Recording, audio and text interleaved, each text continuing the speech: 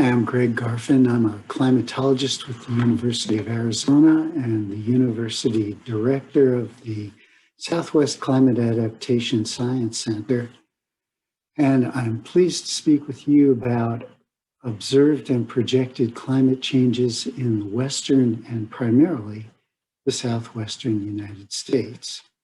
I'll be drawing upon material from the Fourth National Climate Assessment, as well as more recent reports, this Colorado River Basin Climate and Hydrology State of the Science Study, and a very recent Future of the Colorado River project report that came out earlier this month.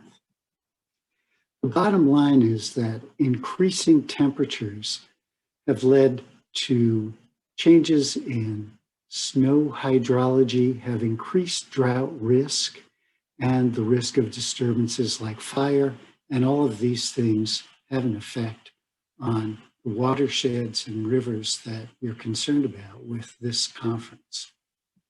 So let's start out by looking at observed changes in the southwestern US. Looking at this region in the circle stretching from California to New Mexico and Colorado, we look at the decade by decade precip for that region in the graph at the right, and we see there are some wetter periods, so-called pluvials, some dry periods, droughts, wet periods, dry periods, but no statistically significant trend in precipitation across the region. For the upper Colorado River Basin, this graph going from roughly 1900 to 2019 shows stream flow in the dark color, precipitation in the light color, and illustrates two things. One, the very close coupling of precipitation and stream flow, where precip accounts for about 60% of the historic flow, but also a slight decline in precipitation in recent decades. It's not statistically significant. Here's a similar map and graph of temperature decade by decade across the Southwest region. And again, we see some cool decades, some warm decades, cool decades, warm decades. But the big difference with temperature is the strong upward trend in temperature across the region. We see this same trend and the same kind of variability in the Colorado River Basin, and this trend line, the dashed yellow line, shows the trend since 1980, with most of the warmest years occurring in just the last couple of decades in the Colorado River Basin. These increases in temperature without a concomitant increase in precipitation have led to a statistically significant decrease in soil moisture across the region. Also, multiple effects to snow hydrology. At lower elevations where the temperatures hover around freezing in the winter time, we've seen an increase in the fraction of late winter and early spring precipitation falling as rain rather than snow. We've seen earlier snowmelt runoff, and we've also seen less water content in the snow and less overall snow-covered area. These effects of temperature lead to reduced runoff efficiency in many basins across the region, meaning that for the amount of precipitation we're getting less bang for the buck and less water reaching the soil and our streams. For the upper Colorado River Basin, let me recap the trends since the 1980s. There's been a statistically significant increase in temperature due largely to human-caused climate change, a little bit to natural variability. Precipitation in the upper basin has been decreasing. That's not statistically significant, due primarily to natural variability, a little bit to human-caused climate change. The amount of water in the snowpack at the peak of the season has been decreasing. That is statistically significant, due primarily to decreasing precipitation, but also to warming temperatures. There's been a statistically significant earlier snowmelt runoff timing due to warming temperatures, dust on snow, and a little bit to decreasing precipitation. Annual stream flows have been decreasing. It's not statistically significant, and that's due primarily to decreasing precipitation, but also to warming temperatures. The increase in temperature and its effect on intermediate variables like the atmospheric demand on moisture, evapotranspiration, and various drought variables has boosted our recent drought into the ranks of mega droughts. Not as severe, but starting to rival some of the great mega droughts of the Paleo period. Increased temperatures have been leading to an increase in the longer frost-free season, which has led to some phenological effects in the southern part of our region, such as earlier leaf out and earlier bloom.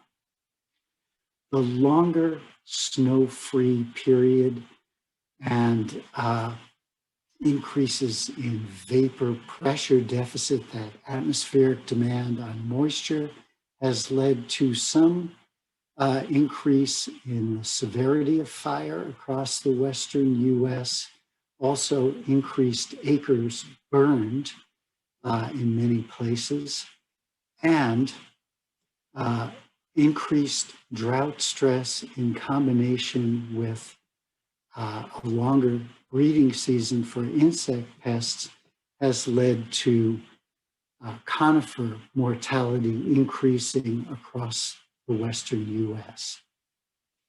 In fact, studies have attributed confidently to the increase in temperature and its effect on intermediate variables such as drought and vapor pressure deficit, an increase in acres burned such that if we didn't have the human-caused increase in temperature, we'd have about half the acres burned across the western US.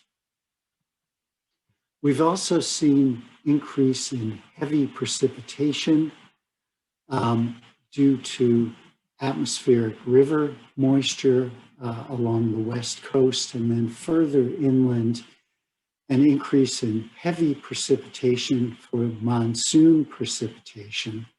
That doesn't mean an increase in overall monsoon precipitation, just in the intensity of precipitation. These are all things that we've observed. Now let's look at the model projected increases for the future. Based on assumptions of continued high rates of greenhouse gas emissions, by the middle of the century, annual average temperatures for our region are projected to increase 4 to 6 degrees Fahrenheit and roughly double that by the end of the century. To give you a handle on what increased average annual temperatures look like, Grand Junction's current annual average temperature is 52.7 degrees. By the end of the century, that's projected to look more like the annual average temperatures of Kingman, Arizona, which is about 4 degrees south in latitude. With precipitation, the projections aren't quite as robust. However, the pattern of increased precipitation at higher latitudes and decreased precipitation at lower latitudes is robust. The strongest and most confident projections for our region are for increased precipitation, winter precipitation in the northeast part of our region, and decreased spring precipitation in the southern half of our region. With increased temperatures, soil moisture is confidently projected to continue to decline across the region in all seasons. Increased temperature has continued effects on decreasing snow-covered area and snowpack and the amount of water in the snowpack, increasing the risk of hydrological drought across much of the western US. Heavy precipitation, because of an increase in temperature, which increases the ability of the atmosphere to hold moisture, is projected to increase anywhere from 10 to 20%, depending upon the emissions scenario and the time frame. That'll manifest as an increase in the intensity of atmospheric river precipitation along the West Coast, and also in monsoon precipitation, which may in fact expand to the west a little bit, but definitely increase in intensity. So not more monsoon precipitation, more intense precipitation with more dry days in between those monsoon episodes. What about groundwater recharge? This illustration for the 20th century shows from north to south across the West, different elements of groundwater recharge, including mountain front recharge, primarily from snowmelt, diffuse recharge from precipitation across basins, focused recharge from intense storms leading to surface water flows, and then irrigation recharge from the use of irrigated water, either taken from streams or pumped groundwater, contributing to recharge. With a warmer future climate in the lower part of the illustration, again, we expect higher temperatures, wetter conditions in the north, but lower overall snowpack, and drier conditions in the south, leading probably to less mountain front recharge, less diffuse recharge due to increased evapotranspiration, possibly greater focused recharge due to heavier precipitation, and possibly more irrigation recharge as a result of pumping more groundwater to make up for less precipitation in parts of our region. The way that plays out in this, according to this literature review study in various basins, let's say the Columbia Plateau groundwater recharge area, is an increase in diffuse recharge due to increased precipitation, but a decrease in irrigation recharge, leading to a pretty wide range in the estimates of groundwater recharge.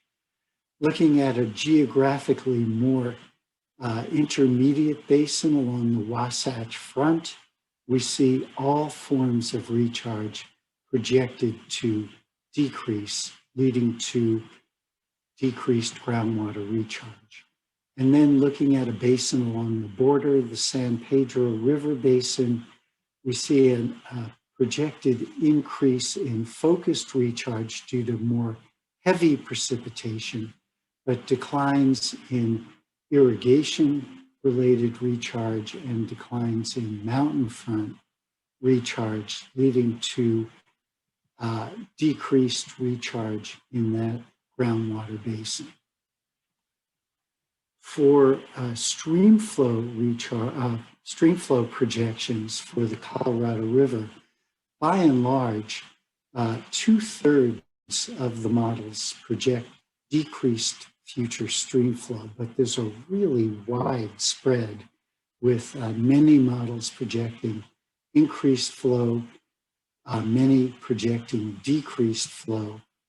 The most robust projection overall is for a earlier snowmelt runoff. So if we look at these hydrographs across the calendar year, we see the historic hydrograph in gray and the mid-century projected hydrograph showing again a earlier snowmelt runoff hydrograph. This spread in models leads some researchers to want to go for a more scenario-based approach. And this is the approach taken by the Future of the Colorado River Project. So they've done resampling of historic data, looking at some historic flows from reclamation, including reclamation's stress test period, then a resampling of historic flows from just the period since 2000, focused on the mid-20th century drought, and from a major paleo drought in the 1500s. And then they're doing what they call temperature-adjusted flows. So they're taking the temperature increases projected from climate models based on different emission scenarios, and then using the historic precipitation, running that through the Colorado River simulation system model. And in all of these cases, the stress tests, the drought scenarios, and the temperature-adjusted flows, we see lower future Colorado River flows with really precipitous drops in flows based on those increased temperatures in the future. Doesn't bode well for Colorado River stream flow in the future. One last thing for fire, in the southern part of our region, lower spring precipitation, higher temperatures. Overall, the projections are for an increased risk of large fires across the western US. Basically, these climate projections are for an increase in aridification, particularly in the southwest US, due to increased temperature and its effect on hydrology and evapotranspiration. So the takeaways here are we have confident projections for increasing temperatures. These lead to decrease in the amount of water in snowpack, earlier snowmelt runoff, increased drought stress with increased risks of large fires and increased extremes, including more intense precipitation, but also more severe mega drought risk. So I look forward to your questions. Thanks for your attention.